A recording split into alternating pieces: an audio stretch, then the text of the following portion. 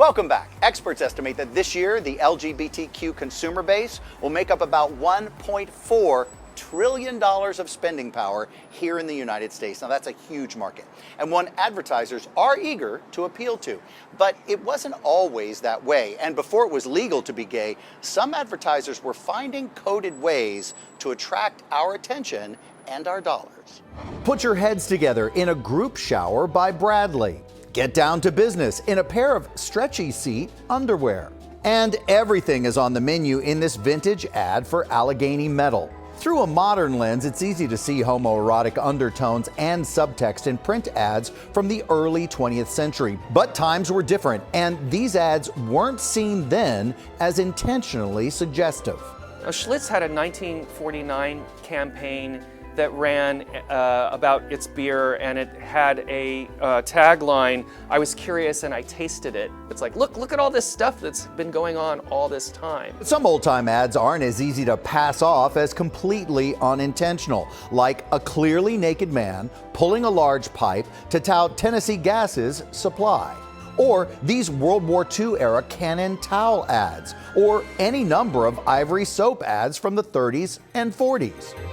Throughout the early 1900s, homosexuality was a taboo subject that was rarely spoken of. And in those days, the word gay generally meant happy or carefree. And the word gay was frequently used in advertising to sell all types of products, from Jell-O to hairspray and tea kettles to house paint. Hey, even lawnmowers could be gay. Why are you wearing these clothes?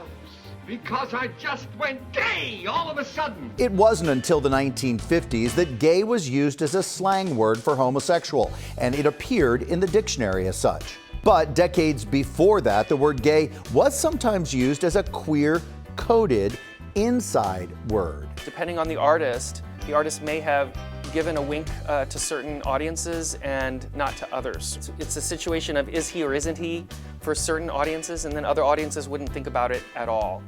And in certain cases, it may have been intentional. J.C. Leyendecker created ads and cover art featuring artistically beautiful men in various states of dress and sexually charged poses.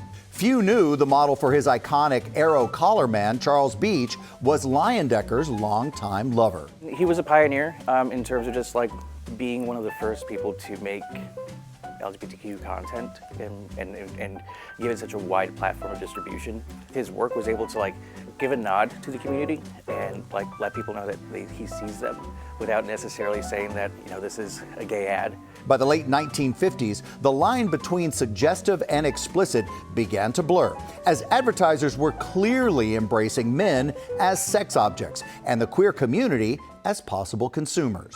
The feeling of acceptance and understanding that you're seen and you're understood and you're wanted and people want you to be here for who you are. Yes, the subliminal messaging was there, but now we don't need to be subliminal. We can be who we are in advertising.